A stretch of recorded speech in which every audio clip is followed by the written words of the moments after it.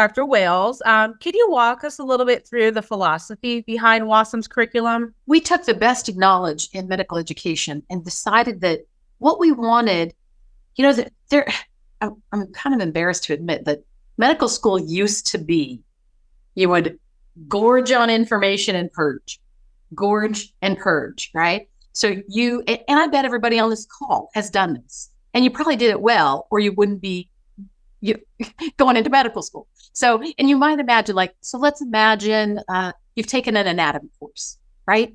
And in undergrad, I bet you studied your tail off on that anatomy for that first anatomy exam, right?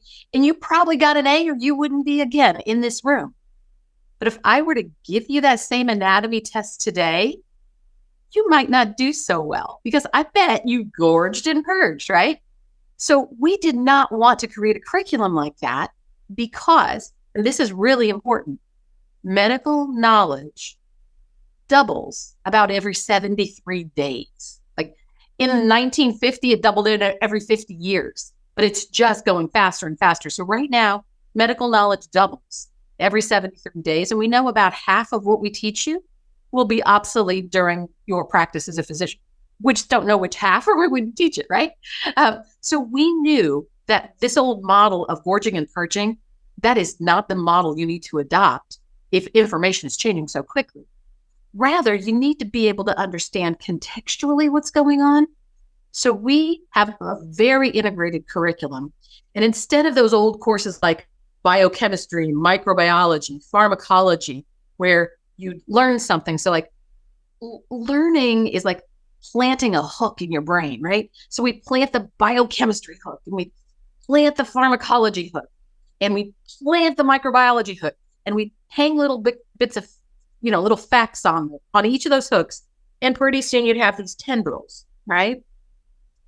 And then occasionally the tendrils would intersect, or you'd go, oh, that's the aha moment. Oh, I get how all this is connected, or at least how these facts are connected. But if information changed, right, like right above that, you lose everything below it. So what we do with our curriculum, again, highly integrated, you don't see these tendrils. Instead, you learn about systems. So you learn, instead of these long tendrils hanging down, you learn in a way that creates a tapestry. So when you're learning, you're in the cardiology or in your cardio unit, you're learning about the anatomy of the heart. You're learning about the physiology of the heart. You're learning about the drugs, pharmacology used in the heart. In PCC, you're listening to hearts. You're listening to normal sounds. You're listening to abnormal sounds. Then you go back in the classroom and talk more about it.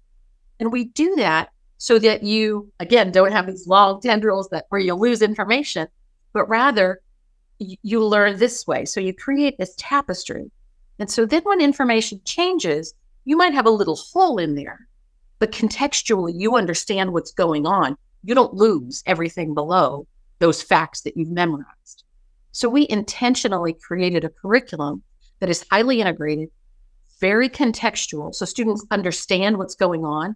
It's not just memorizing and dumping that on a test.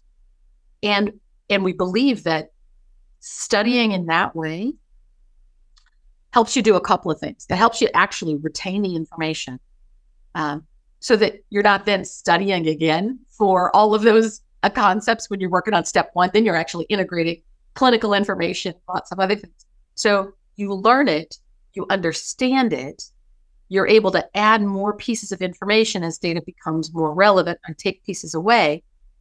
You're able to reduce the amount of time you're going to have to study for step one or step two. But ultimately, what it really does is it helps you help patients. The last thing you want to do when you're sitting there with a patient is go, I know I studied that. I don't remember what it was. Let me go look that up real fast. I'll be right back.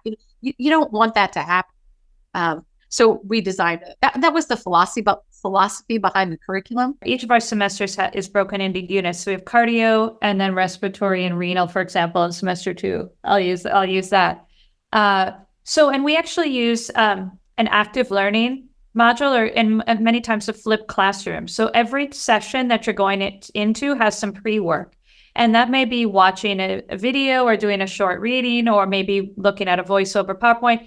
nothing too extensive. We're not giving you hundreds and hundreds of hours of pre-work, but you've got to go into the sessions knowing a little bit about the topic.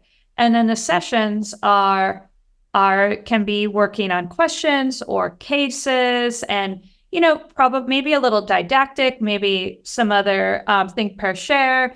And depending on what we're doing in those sessions, it may be more didactic, more active, more case, more team, but we try and mix it up depending on, the best learning methodology for that content. And the other really unique thing is these aren't lecture halls. You're not seated in a theater style. We're very mobile. Students sit in like pods, and we can move the tables around, and it's very mobile. And we also have several faculty in the room in a session. So you might have a clinician and a pharmacologist, or a clinician and a microbiologist. Sometimes you might just have one person in there, but it's really about team teaching and integration and really connecting the dots, because you have to connect the dots in medicine and patient care. And so we have a hashtag around here that our Dr. Selfridge always says, and it's like hashtag, why does it matter? Or why should you care? So as a student, hashtag, why should you care?